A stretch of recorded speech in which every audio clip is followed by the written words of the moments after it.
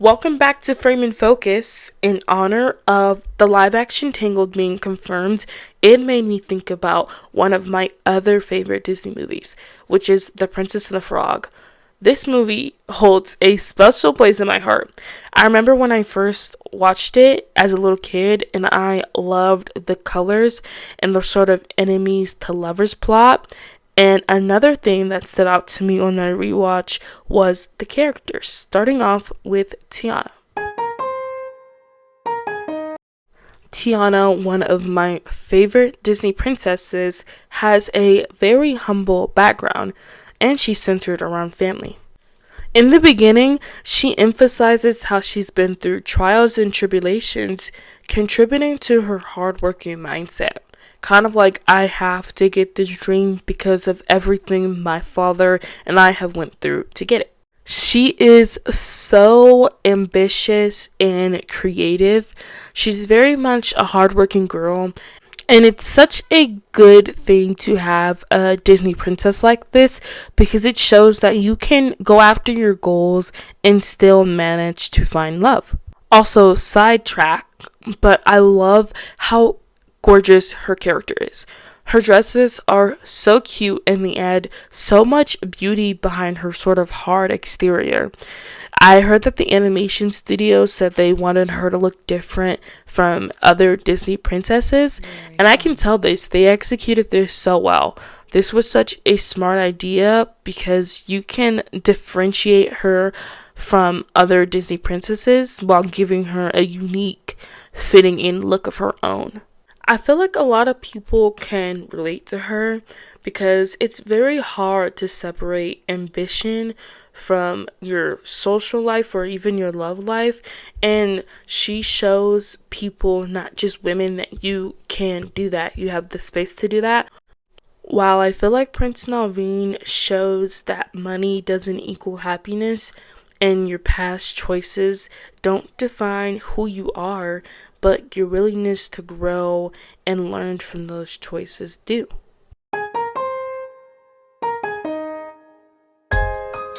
Prince Naveen, the complete opposite of Tiana, has been spoiled his whole life. He is a spoiled little rich boy.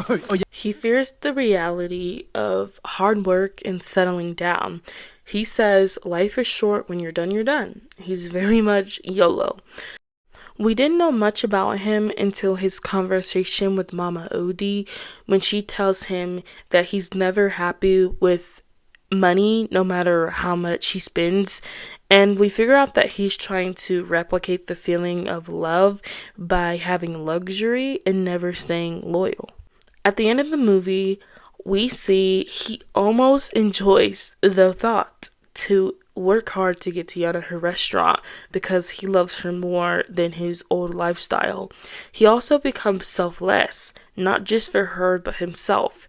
He embraces everything he is surrounded by, and mostly a carefree world without the worry of more money.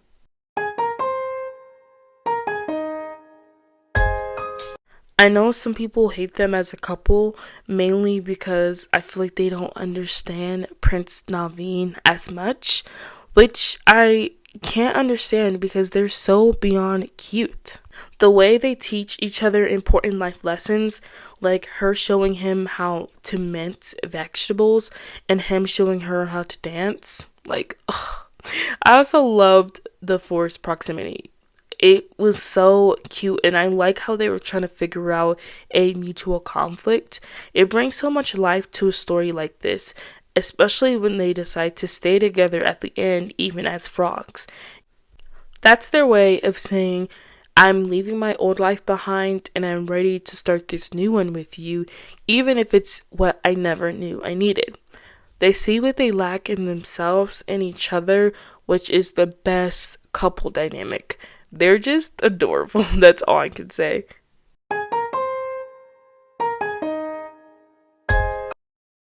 The main villain, Dr. Facilier, he is so determined. His goals are clear, which is to run the town and have all the money and power he can get his hands on while paying off his debt to his friends on the other side.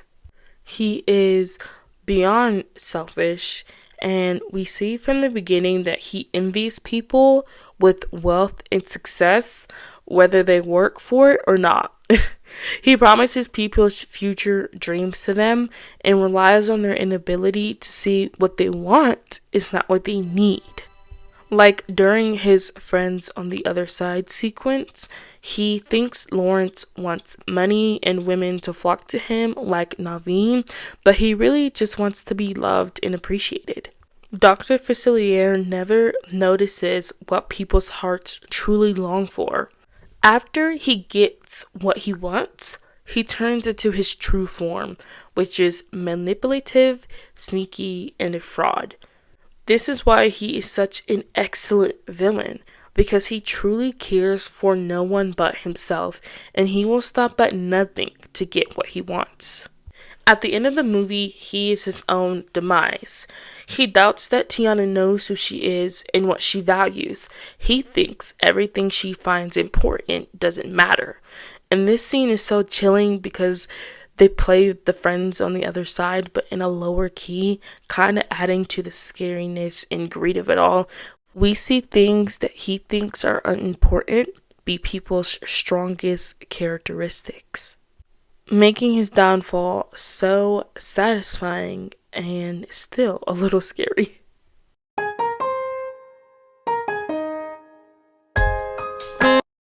The supporting characters are also so supporting. They play a key role in letting us know the environment and the vibes of the whole story. Lottie is very enthusiastic and supportive. At first, it's easy to say she has everything because you don't see the sort of humbleness she has. But at the end of the film, I love how she realized her dream wasn't what her closest friend wanted and didn't mind giving that up. Compared to the beginning, where we see this sort of intense similarity to her and Dr. Facilier. And luckily for her, her ego didn't get in the way, leading her to a happy ending or at least working towards one. Tiana's mom installs a lot of family value in her, and I love how you can see that come full circle at the end of the film.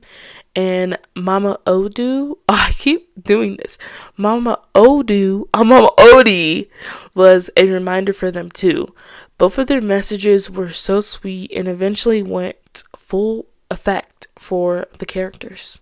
Ray was really sweet, and he kind of reminds me of a grandpa. His character is like lovable, and I was sad when he died, but I loved how he turned into a star at the end. It was beautiful.